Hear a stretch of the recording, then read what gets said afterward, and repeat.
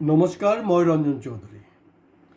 মই মাজত কোনোবা এটা ভিডিঅ'ত মানে ফ্লাডৰ ওপৰত কওঁতে এটা বিষয় মই কৈছিলোঁ। তো যি নহওক, হিমন্ত বিশ্ব শৰ্মাৰ লগে লগে চাগে মোৰ এনেকুৱা অনুভৱ হৈছে যে গৌৰৱ গগৈ ডাঙৰীয়া চাগে মোৰ ইউটিউববিলাক চাই আছে তেখেতে। আৰু তেখেতে খুব ভাল এটা প্ৰশ্ন উত্থাপিত কৰিছে লোকসভাত, যোনটো মানে আপোনাৰ বিজেপিৰ কোনো সাংসদে কিন্তু কৰা নাই। কথাটো হ'লগৈ মানে মই যোনটো কৈছিলোঁ, যদি ভূমিকম্পৰ আগজাননী পোৱাটো খুব মানে কঠিন, মানে নাপাওঁ মোটামুটি। কিন্তু চুনামি যদি আহে, মানে বানপানী যেতিয়া হয়, তাত মোটামুটি অলপ আগজাননীটো কিন্তু পোৱা যায়। আৰু তেওঁৰ গৌৰৱ গগৈ ডাঙৰীয়াৰ ৰীতিমতে পাৰ্লামেণ্টত মজিয়াত, কাৰণ এইটো ৰেকৰ্ডেড, কাৰণ স্পীকাৰ ডাঙৰীয়া কিন্তু সেইটো ডিলিট কৰা নাই, কাৰণ এতিয়াতো অপজিশ্যনৰ কথা বতৰাবিলাক ডিলিট কৰি দিয়া ছিষ্টেম আছে, প্ৰচিডিংছত নাহে। এইটো কিন্তু তেনেকৈ হৈছে, এইটো আহিছে আমাৰ হাতত বাতৰি মতে, এইটো কোনো ডিলিট কৰা নাই। তাৰমানে ইছৰ' অলৰেডি প্ৰায় 6-7 ঘণ্টা আগতে কনফাৰ্ম কৰি দিছিলে যে এই যে বান পৰিস্থিতি সম্পৰ্কে এটা সজাগতা দি দিছিলে। কিন্তু নহ'লে মই কৈছোঁ আপোনালোকক, যেতিয়া চুনামিও হৈছিলে নহয়, চাব বহু মানুহ আগতীয়াকৈ শ্বিফ্টিং হৈছিলে, অকল ইণ্ডিয়া নহয়, পৃথিৱীৰ বিভিন্ন জেগাত। সেইটো কাৰণে ভালেমান মানুহ বাচি গ'ল। কিন্তু ইয়াত কি হ'ল, মানে মানুহবিলাকক জবৰদস্তি মৰাৰ এটা চক্ৰান্ত কৰিছে। তাৰ আঁৰতো কিন্তু এটা লবিয়ে কাম কৰি আছে। তেওঁলোকে জানে যে এইটো হ'লে মানুহ যেতিয়া নাইকিয়া হৈ যাব ইয়াত, তেতিয়াহ'লে আমাৰ কাৰণে সুবিধা, কাৰণ এই মাটিবোৰ আমি আমাৰ কোনো বন্ধুক দিবলৈ আছে। এতিয়া মনত পেলাওক, যেতিয়া বিমুদ্ৰাকৰণ হৈছিলে, বিমুদ্ৰাকৰণত কি হৈছিলে যে যিবিলাক সৰু মাজলীয়া মানে হীৰাৰ বেপাৰী, তেওঁলোক বৰবাদ হৈ গৈছিলে, একদম বৰবাদ, আৰু একদম লাইন কি লাইন, মানে চব উৰি গ'ল মানে। আৰু সেই আদানী আম্বানী সেইবিলাকক, তেওঁলোকক অৰিজিনেল কিন্তু হীৰাৰ লগতো সম্পৰ্ক আছে, ব্যৱসায় ক'ৰবাত না ক'ৰবাত এটা নামে বেনামে আছেই। আৰু এইটো গুজৰাটৰ কালচাৰ বিজনেছৰ। তো অসমৰ ক্ষেত্ৰত কি হ'ল, তাততো অৰিজিনেল যোনটো অৰিজিনেল হীৰা বেপাৰী বৰবাদ হ'ল মোদীৰ কাৰণে, তেওঁৰ বিমুদ্ৰাকৰণ। আৰু অসমত কি হৈছে, এই যে কলা হীৰাৰ যি ব্যৱসায়ীবিলাক আছে, বেপাৰীবিলাক আছে, তাৰ কাৰণে কিন্তু আমি সৰ্বশান্ত হৈ গৈছোঁ। এতিয়া আৰু এটা দেখিছোঁ মই কাৰবাৰ, যে আপোনাৰ চৰকাৰ কোনো পধ্যে মানিবলৈ ৰাজি নহয় যে এই কলা হীৰাৰ যে অবৈধ কাৰবাৰ, সেইটোৰ কাৰণে হৈছে বুলি সেইটো মানিবলৈ ৰাজি নহয়। মানে আনচাইণ্টিফিক কথা বতৰা। যোৱা সময়ছোৱাত চাব, তেওঁলোকৰ যিবিলাক কথা বতৰা পাতি আছে, যি একদম মানে মষ্ট আনচাইণ্টিফিক, মানে ক'ৰবাত খাল বিল বন্ধ কৰি দিব, পুখুৰী বনাব, কিবা কিবি, আৰু মানে একদম টোটালি আনচাইণ্টিফিক এটা এপ্ৰ'চ। আৰু কথাটো হ'ল, তেওঁ আকৌ কৈছে যিসকল মানে বানত সৰ্বশান্ত হ'ল, তেওঁলোকৰ কিন্তু আমি পুনৰ্বাসন কৰি দিম। ভাল কথা। কিন্তু এই যে আমাৰ মিচিং মানুহবিলাক বছৰ বছৰ ধৰি যে বানত আক্ৰান্ত হৈছে, তেওঁলোক সঠিকভাৱে সংস্থাপিত হৈছেনে? ডেফিনেটলি নাই হোৱা। খবৰ ল'ব। আৰু এতিয়া এইটো কি হ'ব, এই জেগাবিলাক খালী হোৱাৰ লগে লগে তেওঁলোককতো ধৰি লওক বেলেগ ৰিহেব কৰি দিব, আৰু ৰিহেব কৰাৰ লগে লগে এই আমাৰ যে আদানী আম্বানী আছে, তেওঁলোকক সেই মাটিবিলাক কিন্তু দি দিয়া হ'ব। এইবিলাক হ'ল কি লং ৰাণ প্লেনিং। হয়, মুখ্যমন্ত্ৰী ডাঙৰীয়াই আৰু এটা কথা কৈছে, কথাটো ঠিকেই আছে, মই সমৰ্থন জনাইছোঁ। কিন্তু মই মুখ্যমন্ত্ৰী ডাঙৰীয়ালৈ কিছু প্ৰশ্নও সুধিব বিচাৰিছোঁ।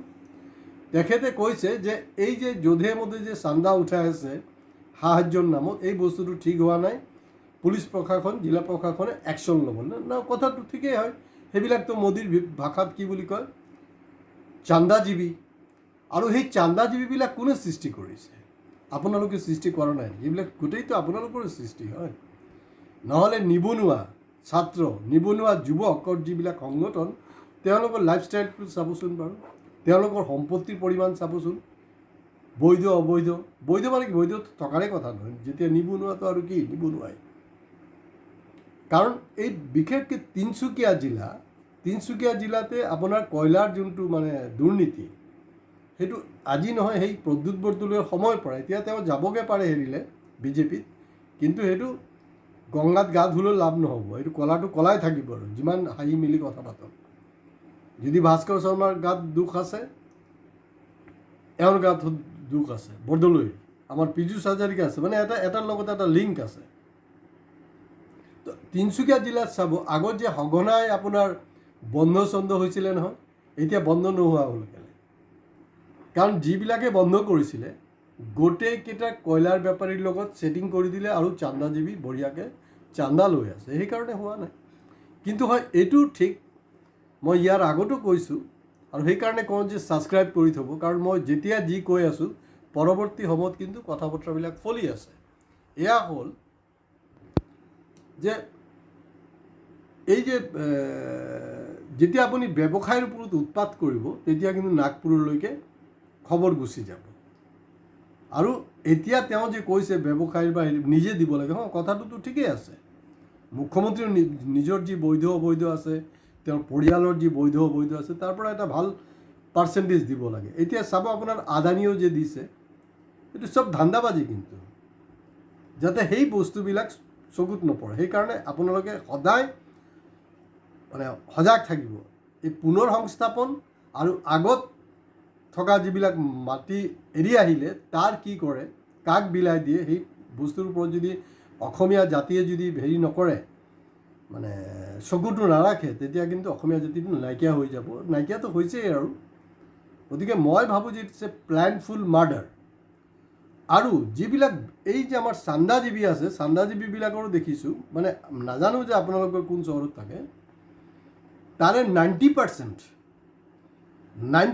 2 নম্বৰী হয় কাৰণ ব্যৱসায়বিলাকৰ এটা মানে তেওঁলোকৰ এটা সংস্কাৰ আছে বা কুসংস্কাৰে আছে তেওঁলোকৰ বহনি নোহোৱালৈকে বাকীত বস্তু নিদিয়ে আৰু কাকটো বৰঙণি দিয়াৰ কোনো প্ৰশ্নই নাই আহিয়ে ডাইৰেক্ট 5,000 টকা ডিমাণ্ড আৰু সেই 5,000 টকাটো কমি গৈ হয়তো 500 টকাত ছেটেলমেণ্ট হৈ যায় এই ধৰণৰ উৎপাত কিন্তু চলি আছে তো গতিকে মুখ্যমন্ত্ৰী ডাঙৰীয়া সেইটোৰ ওপৰত একশ্যন লওক কৰ কোনে লৈছে টেক্স আপুনিহে লৈছে তো গতিকে সেইটো আপুনি নিশ্চিত কৰক আপুনি নিশ্চিত কৰিব লাগিব আৰু আমাৰ যে অসমীয়া ৰাইজ আছে অসমীয়া ৰাইজবিলাক যিসকল প্ৰকৃততে জগৰীয়াই গোটেই ঘটনাটোৰ কাৰণে কোন সেইটো কাৰণেতো কংগ্ৰেছ জগৰীয়া নহয় সেইটো কাৰণে বিজেপি জগৰীয়া তেওঁৰ হাংগু পাংগুকেইটা জগৰীয়া তো তেওঁলোকক উচিত শিক্ষাটো দিব পাৰিবনে নাই কাৰণ জুবিন গাৰ্গৰ ন্যায় নোপোৱাৰ পিছতো কিন্তু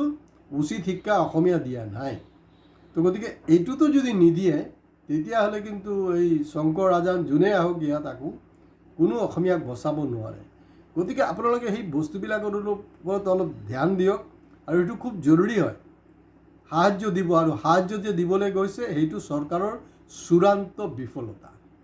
চূড়ান্ত বিফলতাৰ কাৰণে এই কাৰবাৰটো হৈছে তো গতিকে আপোনালোকে নিশ্চয় কাৰণ আমাৰ যিবিলাক ছাবস্ক্ৰাইবাৰ ভিউৱাৰ্ছ আছে তেওঁলোকে যথেষ্ট সচেতন সজাগ আপোনালোকে বুজি পাইছে যে মই একজেক্টলি কি ক'ব খুজিছোঁ লাষ্ট কথা সেইটো মোদীয়ে মানে গুজৰাটৰ যে হেৰি বেপাৰীবিলাক আছিলে হীৰাৰ বেপাৰী তেওঁলোকক এই ডিমনিটাইজেশ্যনৰ জৰিয়তে বৰবাদ কৰিলে আৰু আমাৰ অসমত যি কলা মানে হীৰাৰ ব্যৱসায় আছে তাহাঁতি কৰিলে এতিয়া মই দেখিছোঁ যে বহুত নিউজ পেপাৰে TRP পোৱাৰ কাৰণে কিছু হেডলাইন বনাই আছে কিন্তু মই বাকী নিউজ পেপাৰবিলাককো মানে সন্মান জনাই এটা কথা ক'ব বিচাৰিছোঁ যে দৈনিক জনমভূমি তেওঁলোক যে ধাৰাবাহিক বা যে তেওঁলোকে যে প্ৰতিবেদনটো দি আছে এইটো সঁচাকৈ মানে কোনে কৰিছে মই নাজানো প্ৰেজেণ্টেশ্যনটো খুব মানে সঠিকভাৱে হৈ আছে আৰু চাইণ্টিফিকেলি হৈ আছে তো গতিকে এই যে বানপানী কাৰণ বানপানী আমাৰতো ইয়াতে শেষ নহয় নেক্সট 27ত হ'ব 28 এইটো হৈ থাকিব কাৰণ আমাক 5 বছৰ দিয়ক বানমুক্ত কৰি দিব এই চব আলবাল কথা শুনি লাভ নাই তাৰ কাৰণে এটা চাইণ্টিফিক এপ্ৰ'চ চিৰিয়াছ এটা এফৰ্ট থাকিব লাগিব যিটো চৰকাৰৰ মাজত দেখা নাই আৰু বানপানীৰ নামত যি ধান্দাবাজি কৰি আছে এইটো চৰকাৰে কৰক বা এই সংগঠনে কৰক কোনো ব্যক্তিয়ে কৰক সেইটো কিন্তু গৰিহণাযোগ্য আজি ইয়াতে শেষ কৰিছোঁ নমস্কাৰ